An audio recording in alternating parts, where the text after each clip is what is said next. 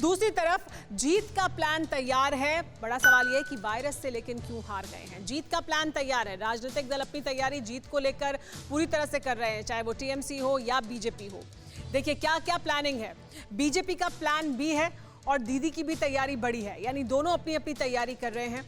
अमित शाह, उनकी team, BJP की पूरी टीम लगातार अपनी तैयारी में है, यानी जो नतीजे आएंगे उसको लेकर उनका प्लान बी भी तैयार है कि अगर कुछ सीटें कम आती हैं तो वो क्या कर सकते हैं, किस तरह से वो सत्ता के शिखर तक पहुंच सकते हैं, किस तरह से सत्ता पर काबिज हो सकते हैं। और इसी तरह की तैयारियां ममता बनर्जी की भी हैं। तो सीटें कम होने पर विरोधी खेमे पर नजर है लगातार बीजेपी के संपर्क में भी हैं बहुत सारे लोग, ऐसा वो लगातार कहते रहे हैं, दावे करते रहे हैं चुनाव के दौरान।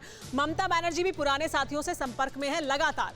वो साथी जो छोड़कर चले गए हैं उनके संपर्क में हैं। चुनाव से पहले जिन्होंने संपर्क किया उन्हें बुलाएंगे, यानी चुनाव से पहले जिन्होंने संपर्क किया लेकिन बीजेपी में नहीं शामिल हुए उन्हें अपने साथ बुलाएंगे और उनसे संपर्क करेंगे। पाला बदलने वालों पर पार्टी की पैनी नजर है, यानी जो पाला बदल सकते हैं, बदलकर टीएमसी से बीजेपी की तरफ गए हैं या वापस आ सकते हैं, उनसे लगातार संपर्क कर रहे हैं। सीटें आने के मुताबिक ही सेंधमारी संभव है और मतगणना केंद्र पर किसी का दिया ना खाएं ना पिए, ये तक कह दिया गया है टीएमसी की तरफ से, यानी उन्हें इस हद तक आशंका है कि कुछ अनहोनी हो सकती है। लेकिन जितनी सीटें आएंगी बीजेपी का प्लान उसके हिसाब से आगे बढ़ेगा, यानी अगर बाकी लोगों को अपनी तरफ करना है, शामिल करना है, बातचीत करनी है, वो उस पर निर्भर करेगा कि उनकी सीटें कितनी आती हैं। बादल देवनाथ जी, इतना डर क्यों है कि ये तक कहा जा रहा है कि आप मतगणना केंद्र पर किसी का कुछ दिया हुआ खाएं ना पिए ना, क्या लगता है क्या हो जाएगा? बंगाल के रॉयल बंगाल टाइगर कौन है जानते हैं मैडम? ममता बनर्जी।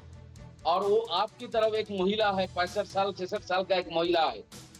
आप टीवी में है और ममता बनर्जी रैली करते हैं, सभा करते 65 साल 66 साल उम्र में। ममता बनर्जी को हराना, वो स्ट्रीट फाइटर है। स्ट्रीट फाइटर मतलब ऐसा वैसा स्ट्रीट फाइटर नहीं है, पूरे वर्ल्ड जानते हैं, जो वर्ल्ड से पुरस्कार मिला। प्लान भी तैयार है आपका? सीटें कम होंगी तो क्या करेंगे? जरूरत नहीं है ममता बनर्जी का। बंगाल के लोग ममता बनर्जी को वोट मतदान दे दिया, वोट हो गया। ममता बनर्जी 20 मई के अंदर सीएम बन रहे।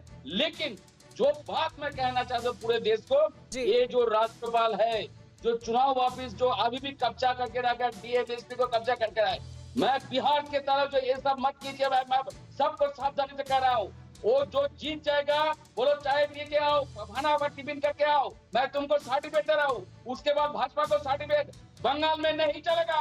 चुनाव ऑफिस और राज्यपाल ऑफिस का सोच लो, ऐसा मत करना बंगाल में, नहीं तो मतलब आपको लगता है कि ऐसा हो सकता है कि कुछ सीटें कम हो जाएं और राज्यपाल किसी और को बुला लें?